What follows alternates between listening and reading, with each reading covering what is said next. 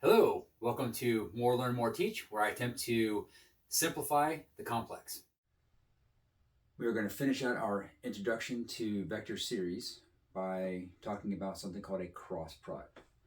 So once again, I have my two vectors. I have an A vector and a B vector. And I want to define another vector, a cross product vector.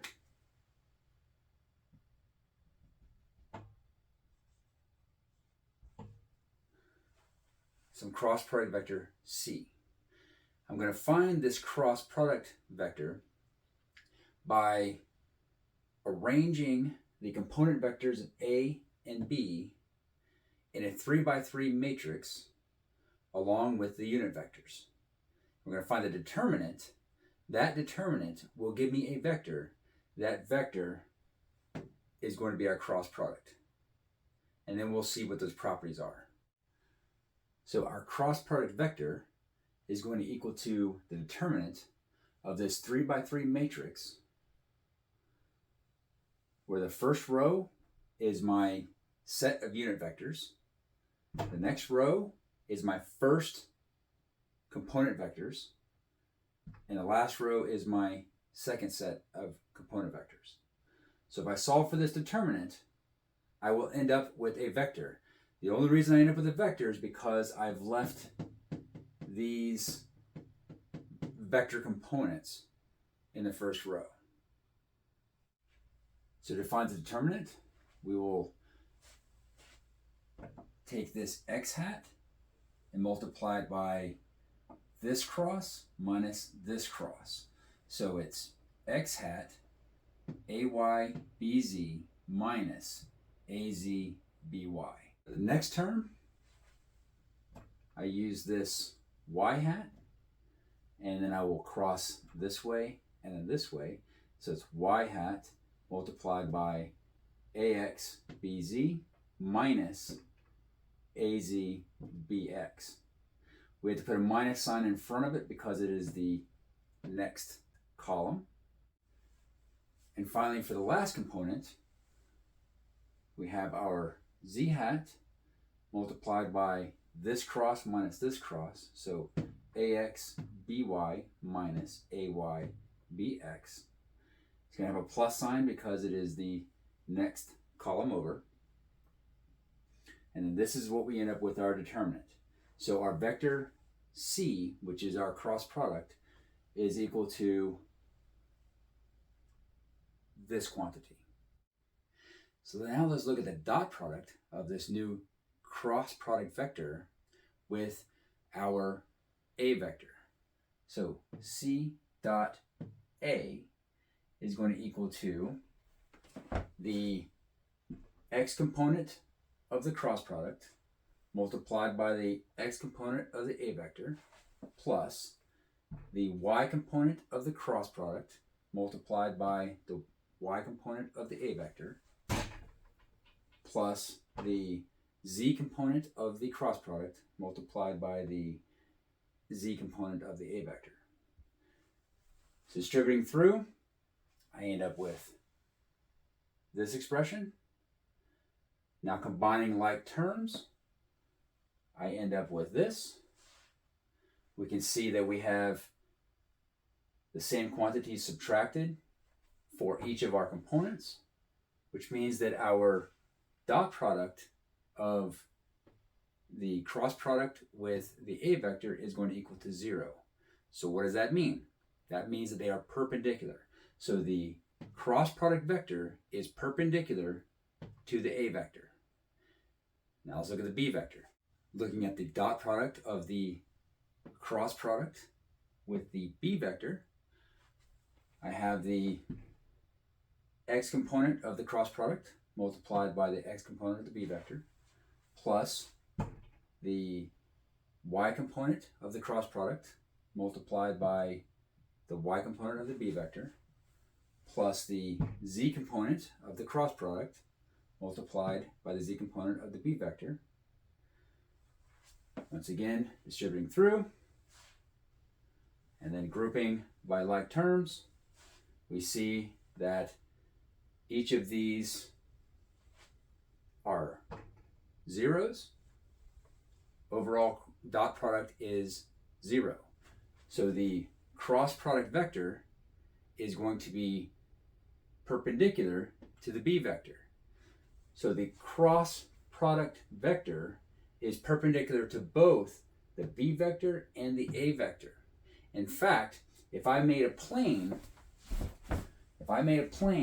with the A and B vector isolated, then this cross product vector will be perpendicular to everything on that plane. And the direction, by convention, we use what's called the right-hand rule. So if A cross B, then the C vector is perpendicular in the right-handed direction. If I take my fingers, roll it towards the B vector, that's the direction of my C vector, or my cross product vector. Now let's look at the magnitude of our cross product. So once again, we have our cross product equal to this determinant, which gives us this value here. Now if I set the plane that is made by A and B, so if A and B make a plane, as we talked about previously, then let's set that as our reference, Z. So the Z value at the plane between A and B is our 0. Let's also set the X direction as the direction of my A vector, so my first vector. So if I, and this works for any two vectors in space, I say that the reference plane is the plane made between A and B, and I say that the X direction is in the direction of my A vector.